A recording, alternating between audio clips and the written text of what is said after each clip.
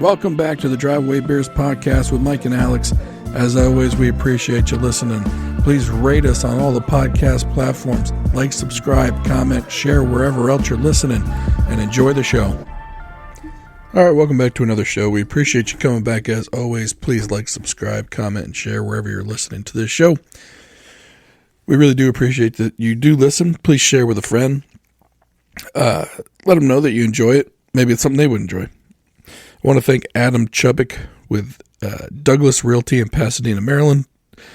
Team Alpha Charlie, it's tacmd.com. That's tacmd.com. Follow him on social media. I usually tag him on our posts. Coming up on the holiday season, I see Adam still, selling some homes, and he's helping buyers buy homes, even during the holiday season, where some people might not probably work as hard as others. But he's out there. He's out there during the holidays. He's still having fun. He's got that mantra of smile more. He's trying to be the best agent for you, be the best representative for you on every deal that he does with you. And the fact that he's going to treat your money like it's his is just another reason why you want to go talk to Adam.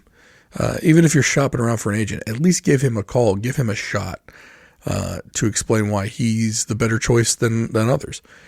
So go to tacmd.com, give Adam a call. So this show is going to be a little bit different than most. It's just me. It's just Alex today.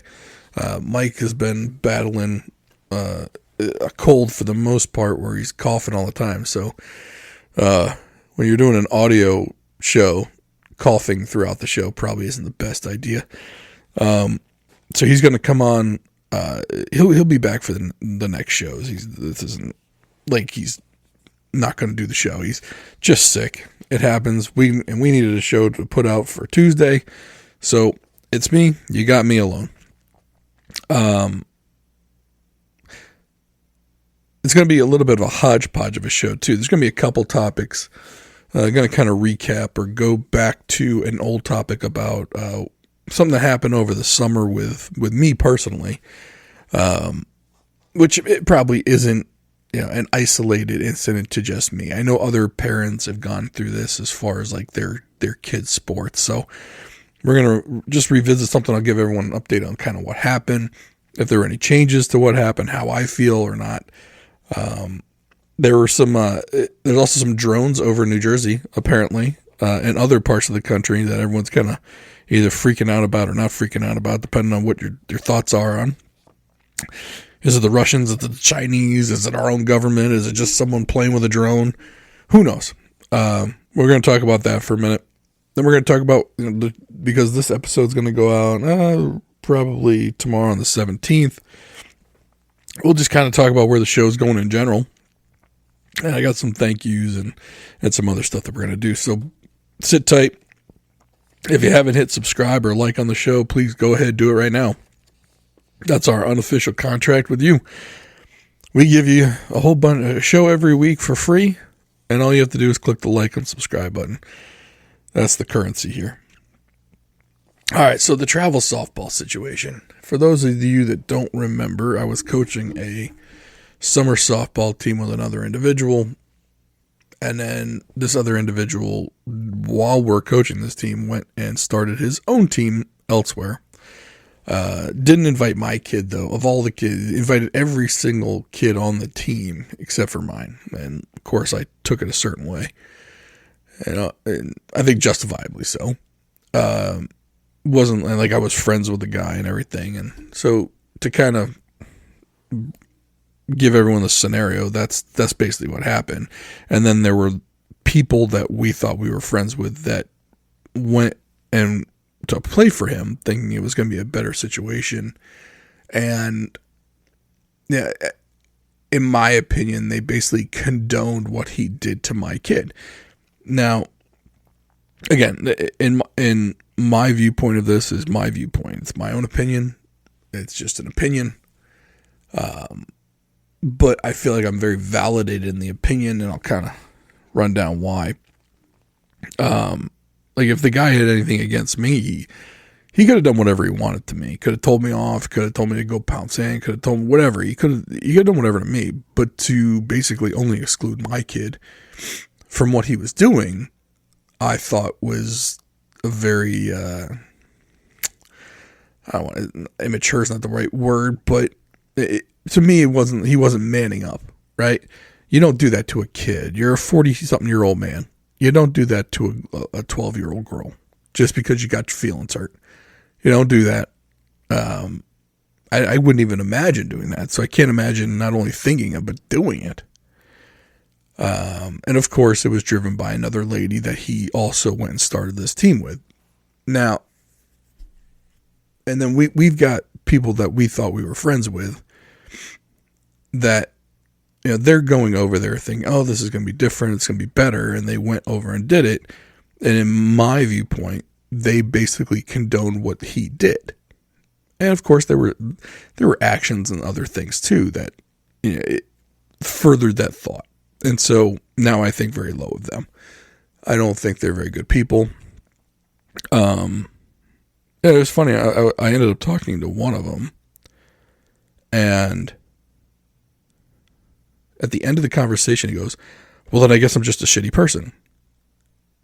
And I literally just walked away. Once you get the right answer, the conversation's done. You move along. And then he wrote me a message, hey, we should talk or whatever. And I was like, well, it sounded like everything was said to me, but if you want to talk, I'll talk. And of course we haven't talked. It hasn't reached, if he really wanted to reach out and talk, he would have. But as of right now, my opinion of that dude is the same. You're not a good human being. Our daughters had played softball together since they were 6. And him basically going over there was him condoning what this kid did to mine.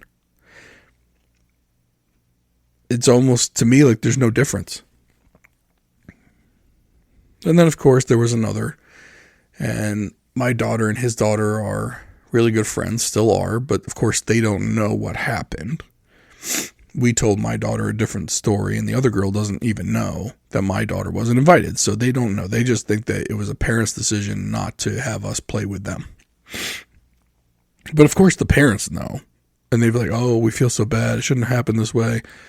And so they played in the spring and the fall. And now they're having all these kids try out again. Now it's going to be open tryouts like it wasn't before. And they're still going to try out again. So I'm done with them. It's like, look, if you went and played there thinking it was going to be better, and then you had a change of heart to realize that what you did was wrong, and you decided not to go back, okay, now at least there's some contrition. Well, that's not what these people are doing. They're going to go try out. And here's the thing. That's the final part of it. So let's say the daughter goes. Let's say she doesn't make it for whatever reason. She will. They won't have enough people to try out, but let's say she goes and she doesn't make the team. And they come back. That's it though. My opinion of you is now solidified. You're still a shitty person. Because you didn't leave them voluntarily. They told you to leave. They said your kid's not good enough. It wasn't you making the decision. It was them making the decision for you. It wasn't you being a good person and deciding, you know what, this isn't where we should be because of this person. And this person isn't a good individual. So that's where I am with those people. If they come back to our whatever club, our community club, so be it, whatever. I'm not going to talk to them. I'm not going to pretend like we're buddies now. That's not how this works. I know who you are. I know who you are as a person, an individual. Why would I decide to be friendly with that? I don't have time to waste on people that are okay sidling up with people that do that to 12-year-old kids. That's not the type of individual I'm going to associate with. And so yes, when that person said, well, maybe I'm just a shitty person. Yeah, you are. You and all the others that knew. Now, don't get me wrong, there are some people that are over there that don't know what happened. They're not making a fully informed decision about that person. And that's different. That's a different scenario. But the ones that knew, the ones that we were friendly with, yeah, I'm going to judge you. I'm going to judge you a little differently. And I know you're not supposed to judge.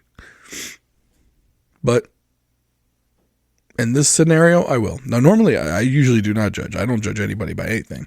You want to do what you want to do, go right ahead. But when it comes down to you as an individual and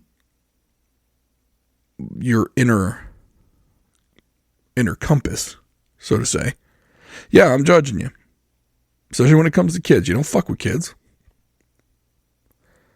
I called the guy who started the team Pigface. I saw some pictures. I'm like, wow, he looks like a pig. His face is very piggish with his nose. And the funny part is, so the other lady that started the team with him, she's trying to tell people on the team that she didn't know. She didn't know my daughter was eligible. She didn't know. Oh, it's okay. I wouldn't have done it. I didn't know. Bullshit. 100% bullshit she knew. Because if Rob knew, she knew. 100%. And she knew anyway. She's not a dumb lady. Like, I'm not going to insult her and say she's dumb. I am going to say she's a conniving asshole. Again, this is an opinion, though. It's all opinion. That's what I think of them. So, I do think it's funny, though, that she's trying to throw him under the bus for full blame rather than accept any part of her blame in any of this. Even though she does this wherever she goes. She just creates chaos. But people seem to like it, and that's fine. But don't expect me to forgive you. Don't expect me to accept your train of thought on this. You're shitty people. Anyone involved. Well, not anyone. You know my rationale. If you knew what they were doing and you were okay with it, or even if you weren't okay with it but you still went along with it, you're still shitty. He also tried to get my wife thrown off the board for one of our podcast that we did about this. He emailed the president and was like, hey, did you happen to hear this? So the guy listened to it, and he was like, give me a call when you have to. Give me a call. So he called him, and he's like, do you really want those people associated with your club? And and the president of the club goes, well, did they say anything that wasn't true? He's like, well, no. And he's like, well, okay, well, what do you want me to do? Oh, nothing. After he knew it wasn't going in his direction, of course, he backed off of it. I was like, again, shitty thing to do. Dude, you were the shitty person in this. And now because you're butthurt over me having a place to say that you're a shitty person, in which other people are going to hear this, then you're also going to try and do another shitty thing against someone who didn't say it. So you went after my kid the first time, and then you went after my wife. Yeah, I know all I need to know about you. You know, you try and pretend like you're this salt of the earth human being. You're just an average guy, or hardworking guy. Honest, trustworthy. He comes across as that guy, like the blue collar, honest, hardworking guy just trying to make a living. And underneath, he's a piece of shit.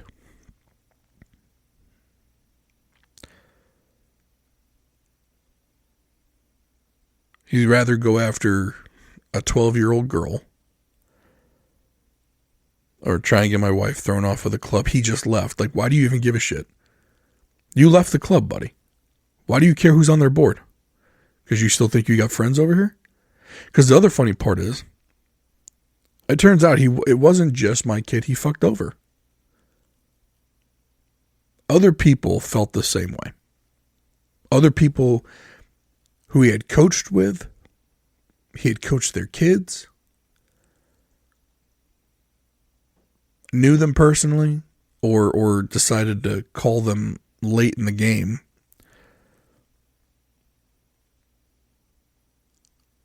They were like, you couldn't tell us about this when you started it until like a month before instead of 4 months before. Everyone figured out we weren't on the initial invite list, or we didn't get invited at all.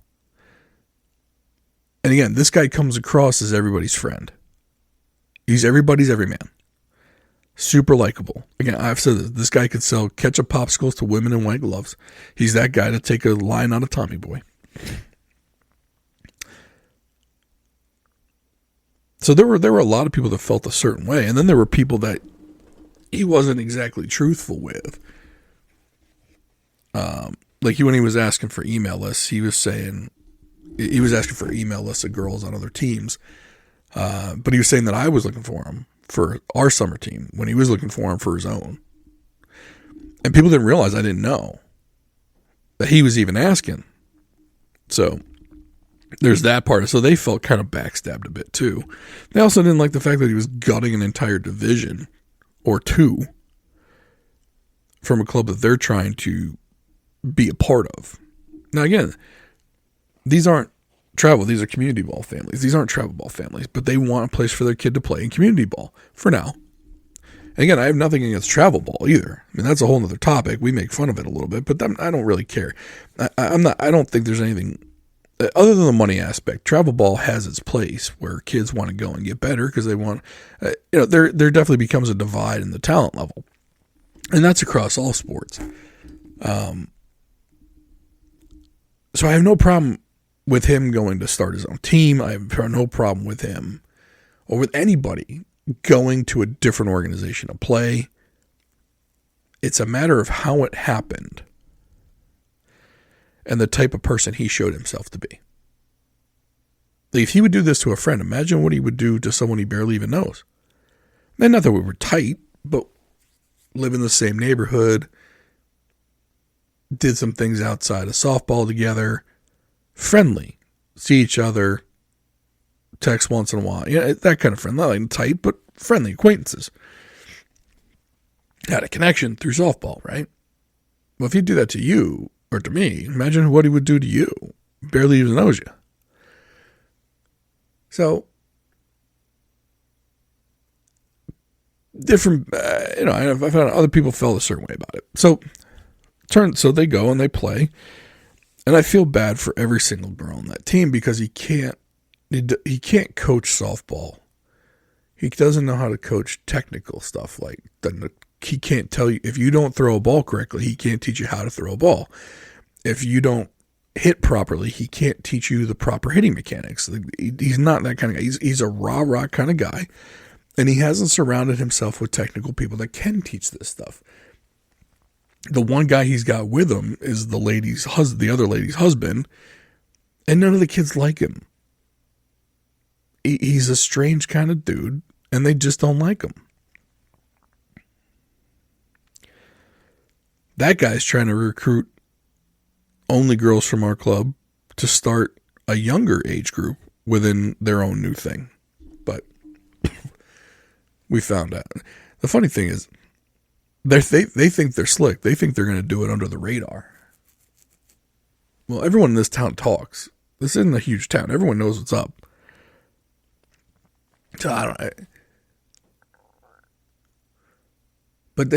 So they went to these tournaments, and for anyone that heard the first episode, it went exactly how we thought. There was no improvement. The girls that were good for community ball were average for travel ball, and the travel ball girls ate them up. And I felt bad for every single girl. And then on top of it, he played girls out of position. He favored the 5 girls that they created that team for, the 5 friends that they created the team for so they could keep playing together, which I have no problem with. But if your sales pitch to parents is that you're going to make a situation that is better for your kids to advance as softball players, and it's going to be a merit-based system, and then you don't play the best girls at their positions that they play best, that's not fulfilling the contract you made with them. Never mind, I mean, they weren't able to practice on certain fields that they promised to practice on. They didn't practice with special guests that they promised to practice with. They didn't fulfill any of the promises. Now, that being said, someone told me that, well, we like the community of it. So they like each other.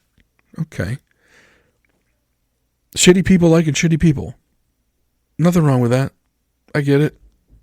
But that's not if you're going to go play and pay that kind of money with the purpose of your daughter improving in softball, because that's the only reason why you're going to play travel ball, with that kind of commitment. Otherwise, you can have the community aspect at the club level, at the community level. If you don't care if your kid gets any better.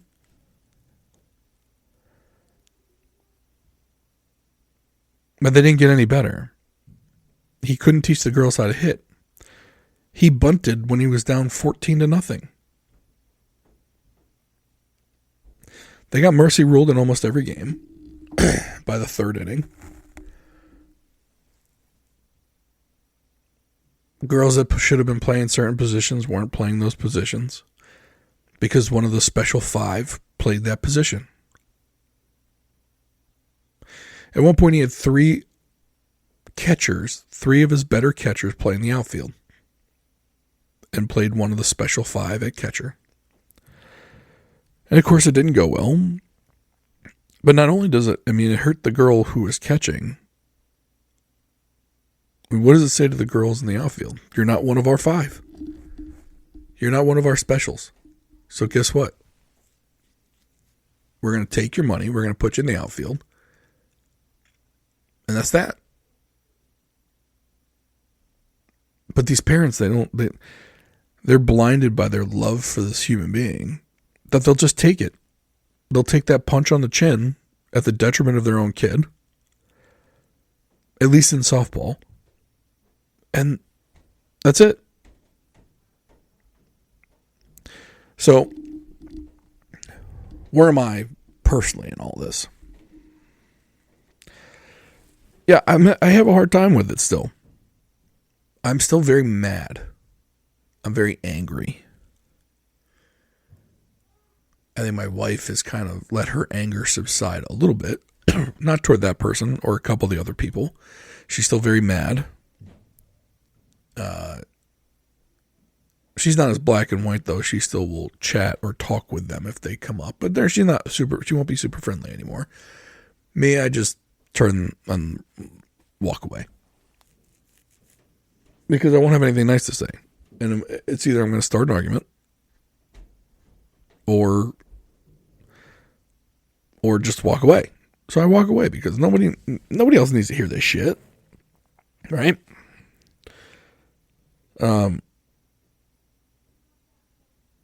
But it's not like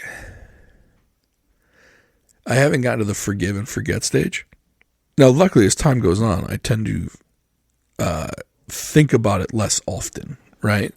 But of course, something comes up, and I end up hearing about it, and of course, it brings it all back, and then I stew on it for a couple days,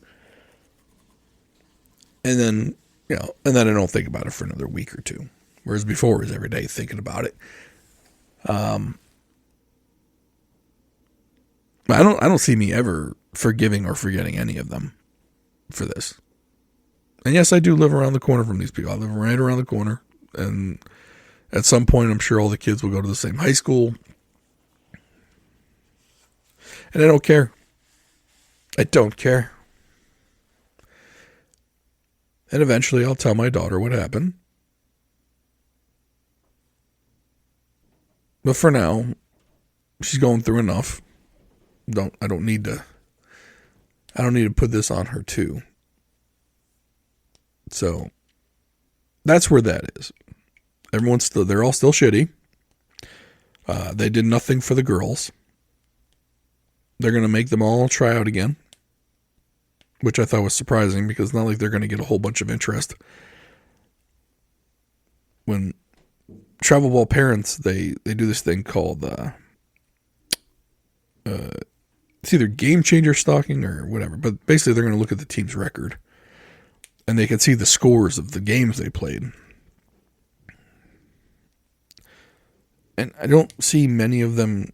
I don't see that attracting too many people. They've already lost their best player to go back to playing for a real travel ball team, who apparently that girl was there because her dad was best friends with the pig face. So they played with him for the fall. I'm assuming that they had reserved a spot on another team for the spring, or her old team. I'm pretty sure that's probably what happened. And I'll be interested to see if there are any girls on that team that, if they all decide to try out. I mean, you got to remember, they only have 13. I mean, you need at least 13 to play for travel. I mean, you can go with 10 and make it work, but, you know, it's easier with 13, especially if it's hot days and whatnot. But I'll be interested to see what happens.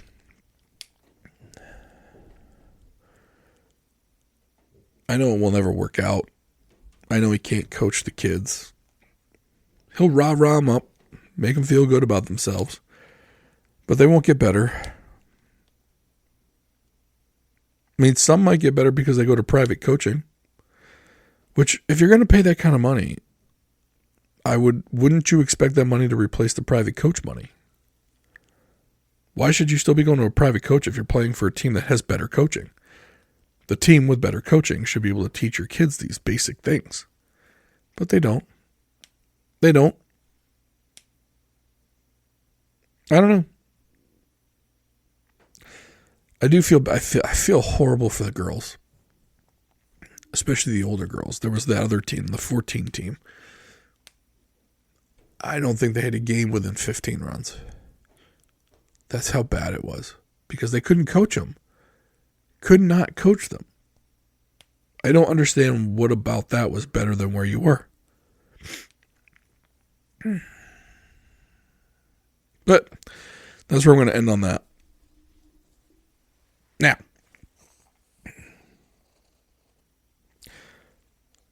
there was apparently some drones over New Jersey. And I've got to admit, I haven't done a ton of research on this because everything I've read, nothing seems to be definitive about anything.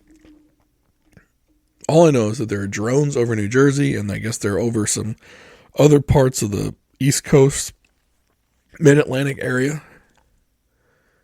People are like, oh, it doesn't look like anything we've ever seen before. So, of course, the UFO people come out.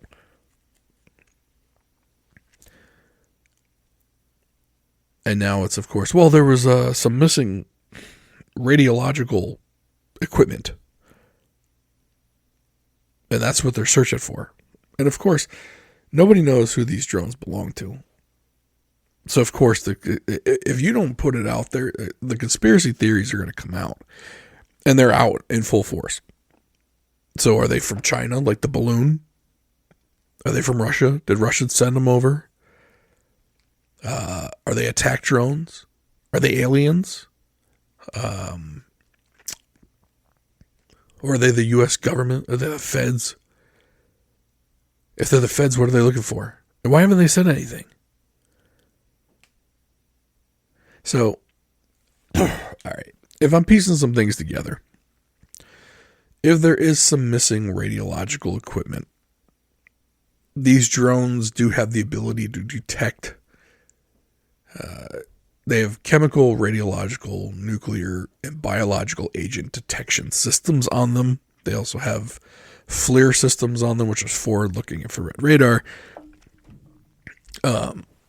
which you can do an easy Google search and find out this stuff. It's not like I'm breaking news here.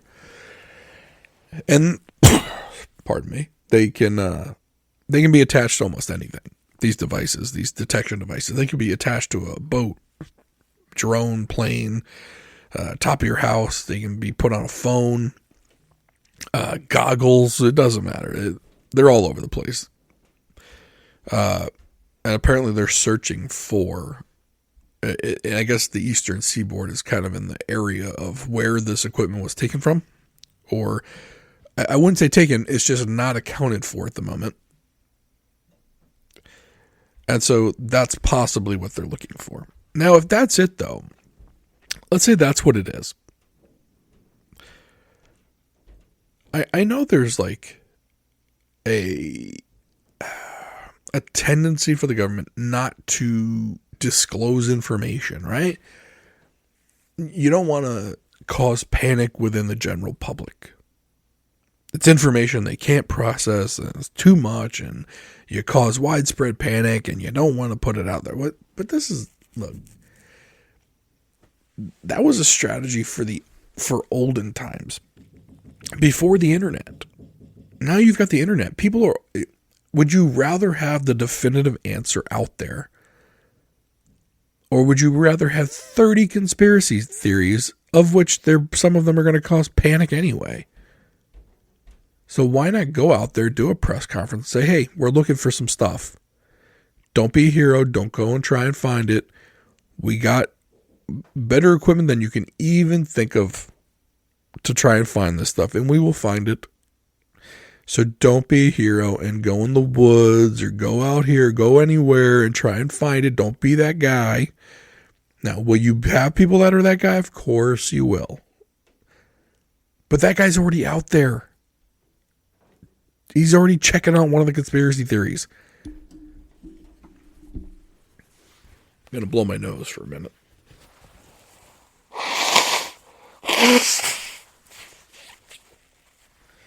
I'll tell you what, this winter dry air, killing my nostrils.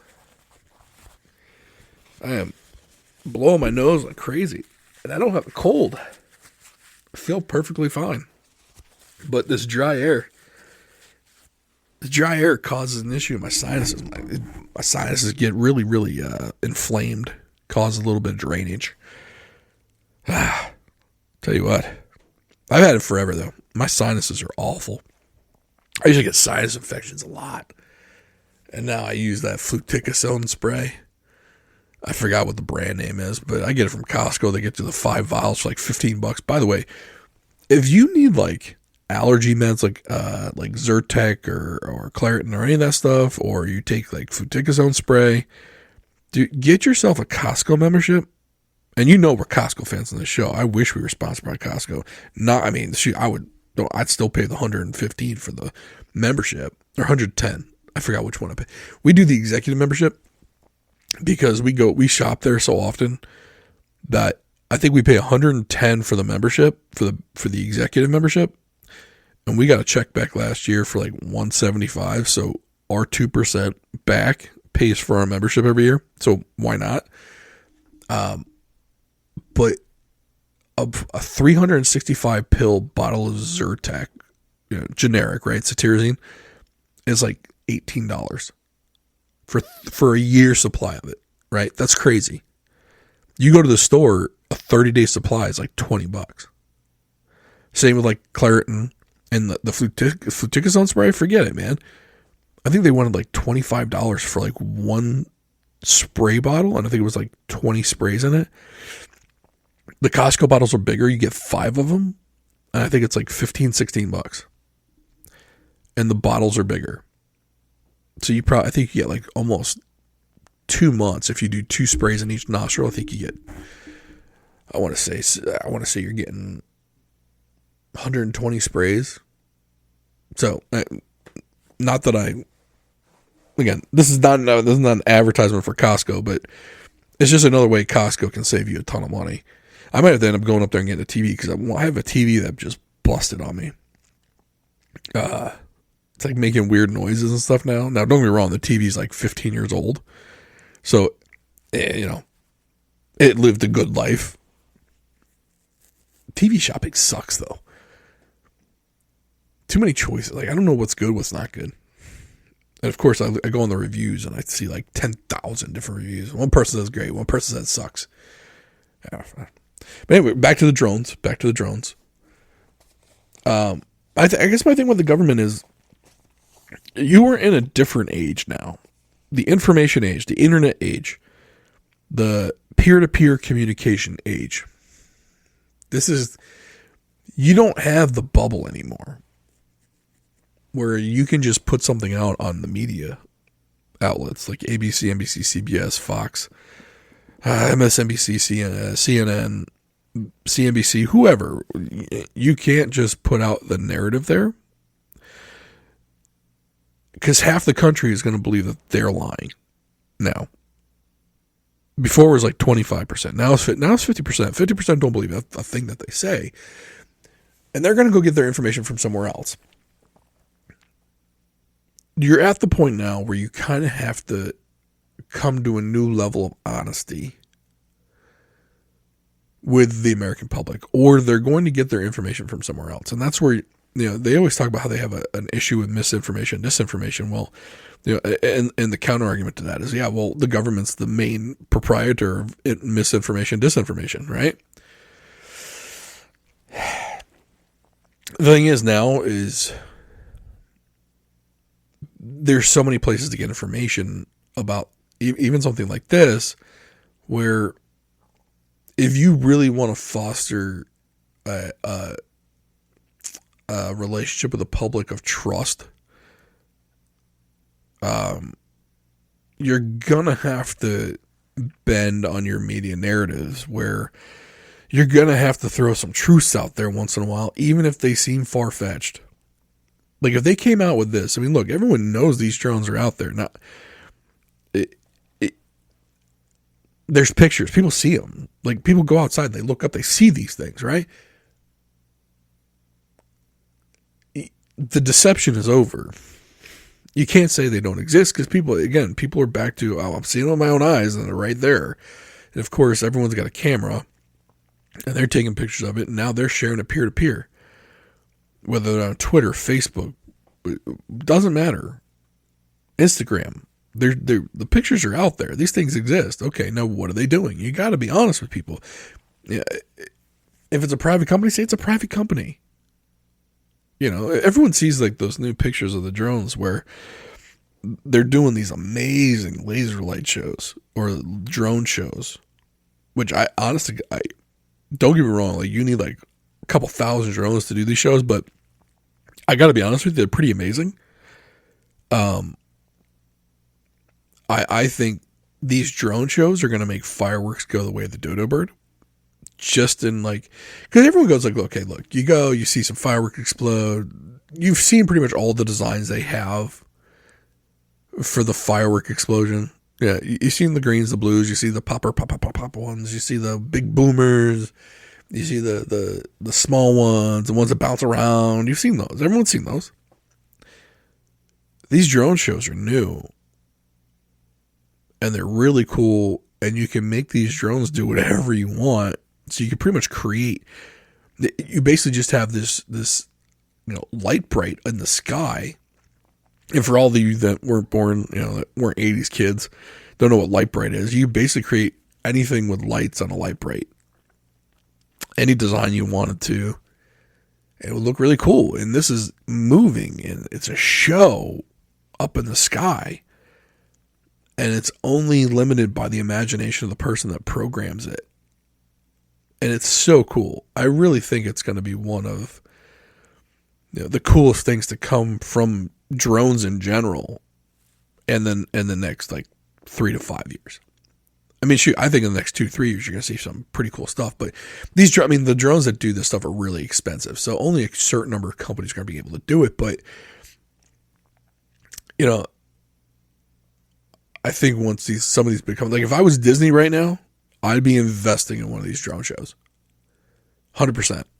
Stop with the fireworks, stop with the, they're not going to do this because they literally just changed that Epcot show, like, I want to say it's like 10 years ago with the laser light show, where they put all that foam and, not foam, all the foggy stuff out there, and then they put the lasers on the laser show on the fog and whatnot.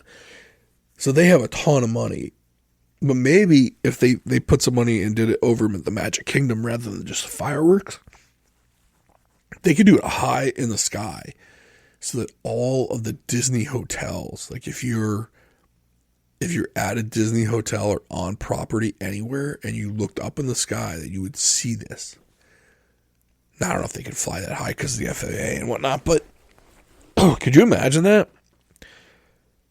Now you don't have to go and find a good spot to watch. You can watch from your hotel.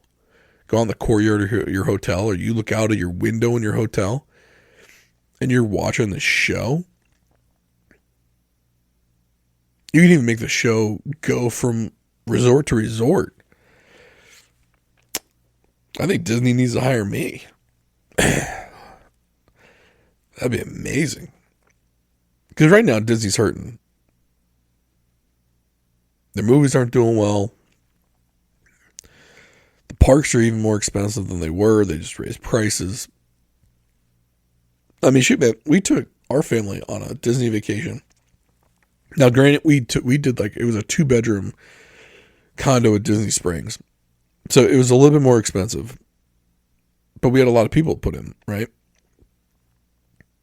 It was like $15,000 though for a week for 4 or 5 days. That's a lot of dough, man. Now, don't get me wrong, you could take a family of 4 there for probably closer to $6. But still, $6,000's not cheap. You're talking about $1,000 or so alone are just the tickets. Now you add in the lodging, the food. I mean, I hope you don't need transport. I mean, they charge for the transportation from the airport now. That's wild. But anyway, I mean, so these drones, trying to get back on, I don't know what they are, to be honest with you. I do think they're probably drones that have the they're probably military drones that have the capability to detect radiological equipment. If this radiological equipment was stolen, yeah, they're probably looking for it. But you gotta head off the conspiracy theories. Even if you're not going to tell people the real thing, at least give them a believable story. And I honestly don't see what the harm would be in saying, okay, so some of this, some radiological detection equipment was stolen, or say it was like a CT machine or an X-ray machine or whatever was stolen. And, these drones are the easiest way or the most efficient way to go find it. It'll probably take us about 3 weeks. Okay. 99% of the population is like, cool. Thanks, man. At least now we can believe what you're telling us, right? 50% of the population is going to buy it anyway. The other 50% will be like, maybe they are telling the truth this time.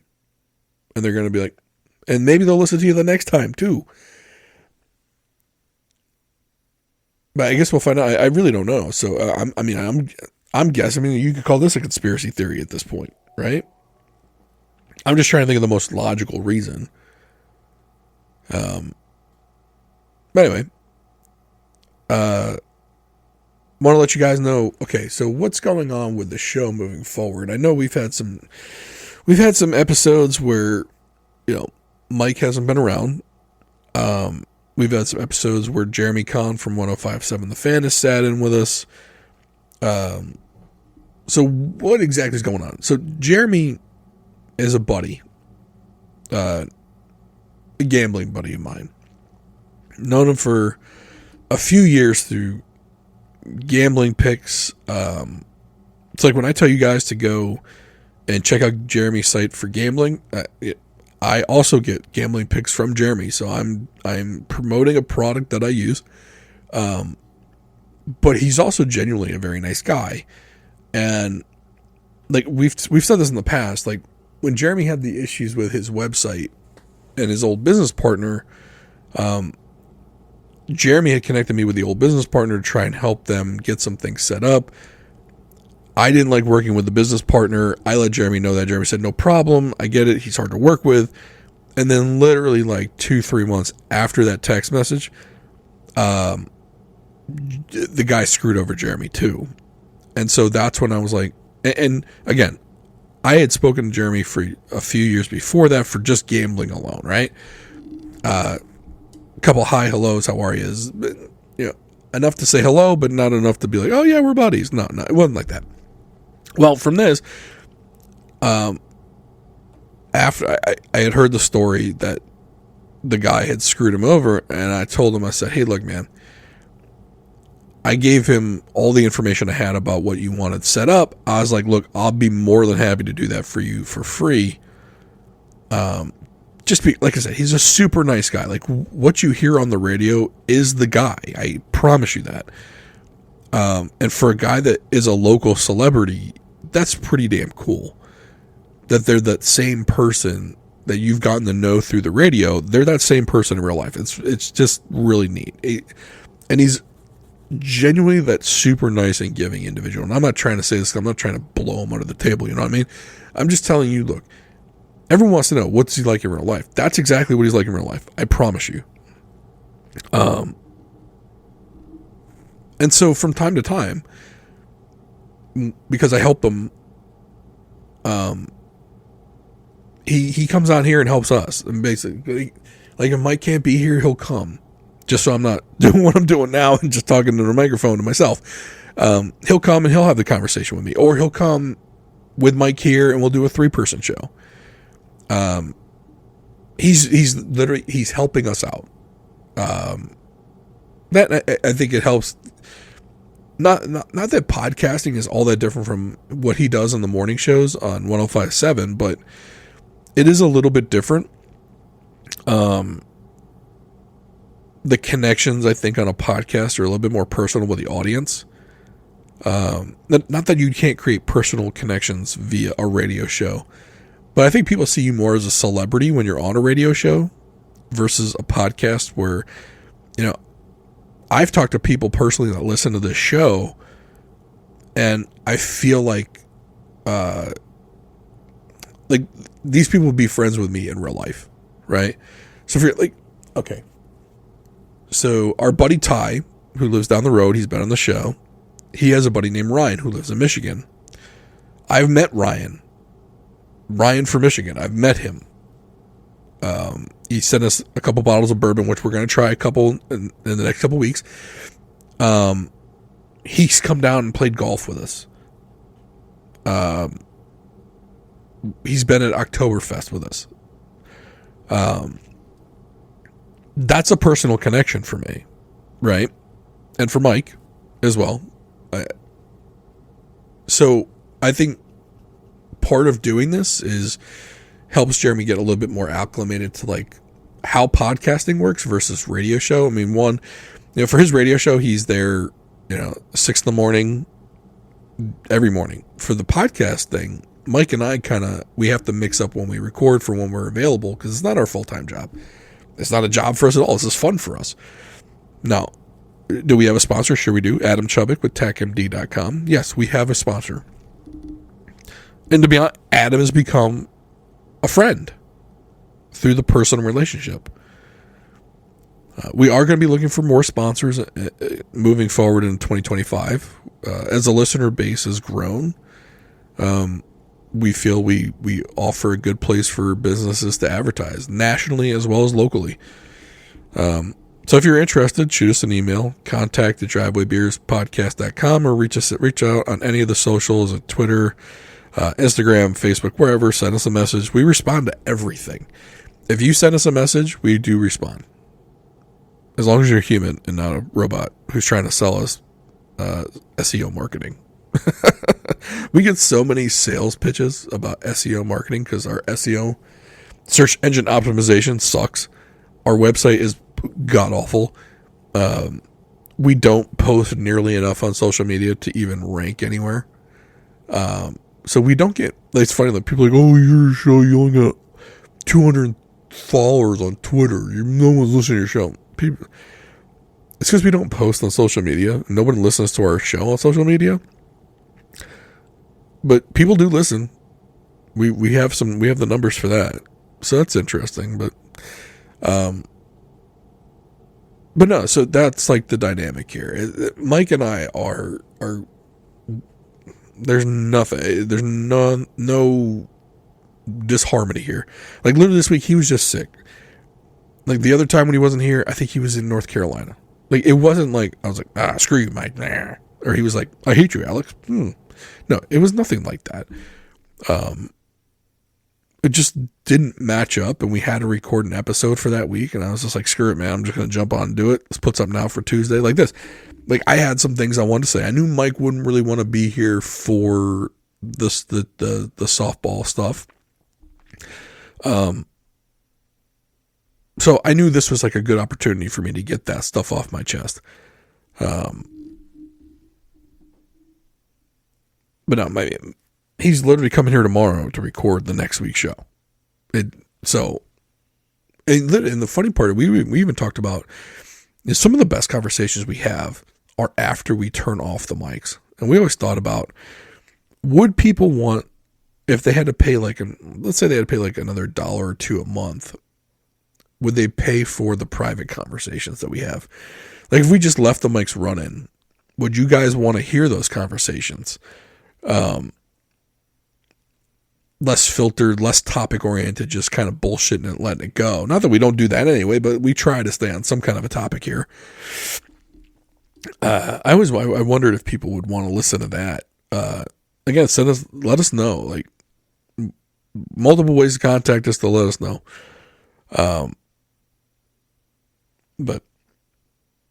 And there are other people that come on the show with us, and I do want to thank them publicly for this. Because a lot of them, when they come on, it's not, we don't give them much notice. Like Josh, for example, I think I've given him like less than 24 hours notice sometimes, and he'll come on and he'll come and do the show. Nobody gets anything to come on the show. They're just doing it because they're friends of ours and they're doing it out of the goodness of their heart. And eventually if this show, and again, we always say if the show becomes too big, we're done. But if this show gets to the point where we're pulling in some decent sponsorship money, we're going to try and incorporate more people, or maybe incorporate more shows, create like a little bit of a network. But I mean, I want to thank Josh, Ty, Jared, Krishan, Smitty. Those are all guys that have jumped on shows with us. And to be honest, like, they're kind of like indulging our stupid idea that this is going to be a successful show one day. Now, for us, it's already a success because it's already got more listeners than we could ever imagine. We did not think anyone would want to listen to this, and they do, and it's great. And we love the fact that people listen, and that's why we keep doing it. Other than the fact that, Mike and I have always said this is like therapy for us. And I stopped going to therapy mostly because my ex-therapist is a douchebag. But, Mike doesn't go to therapy. And so for him, this is a good way for us just to talk about things. Things that are on our mind. And we've talked about our own personal stuff too.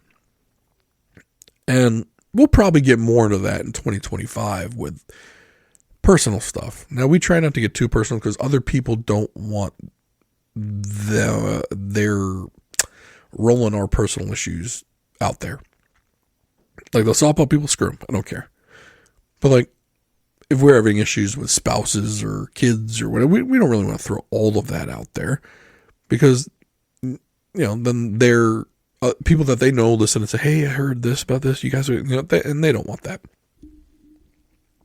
But, part of the show was two suburban guys talking into a microphone about everything and anything. And that includes our personal lives.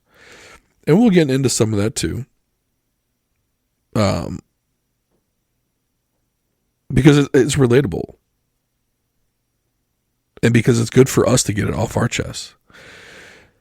And if other people hear that two guys in their mid-40s have these same thoughts and feelings, then it's okay for them to have those same thoughts and feelings. They're not alone. You're not alone in these thoughts and feelings.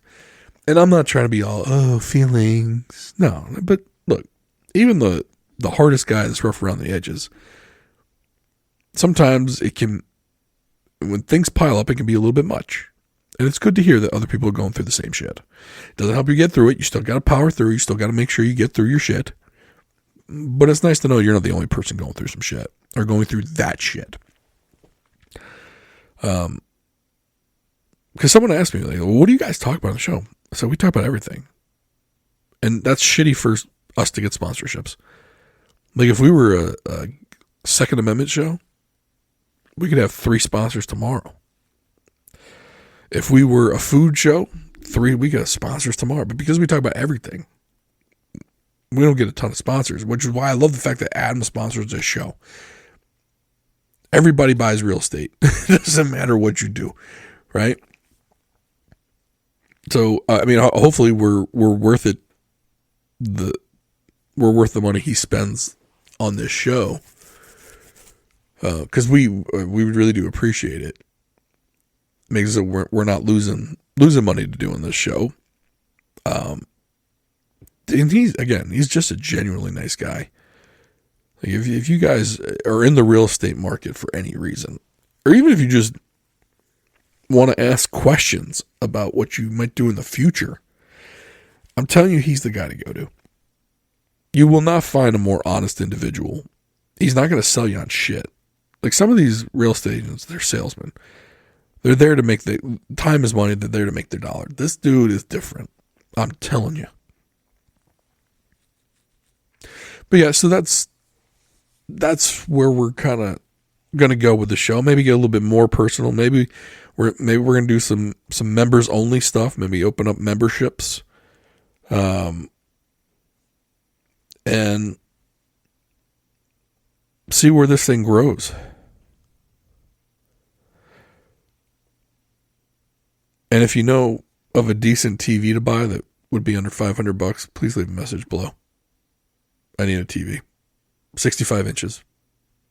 500 below. Maybe 6 or 7. But it better be damn good.